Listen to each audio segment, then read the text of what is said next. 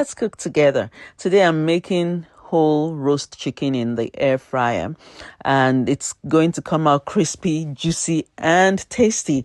What you need for this is 3/4 teaspoon of salt and 2 teaspoons of my homemade spice mix, my special homemade spice mix. But if you don't have that, since you're not in my kitchen, you can use one teaspoon of black pepper, 1 teaspoon of paprika, 1 teaspoon of garlic powder, 1 teaspoon of onion powder, and 1.5 tablespoons of sunflower oil. Some people use olive, but I use sunflower because it's stable under high heat. Olive oil is highly volatile when the heat is too high. So you mix everything together and get ready to give your chicken a good rub or massage as if it's spa day. You also need fresh herbs. Lest I forget, you need fresh herbs for stuffing. This is optional.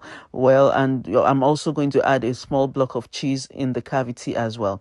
So let's start rubbing. We give it a good rub down so the seasoning can penetrate deep into the skin. That is what makes it delicious. Make sure your the skin is dry. You pat it dry with you can pat it dry with paper towel so that the skin can be crispy as well. Now I've stopped my cavity with the cheese and we're getting ready to go to the sauna. That is the air fryer. Looks lovely and golden. Yeah.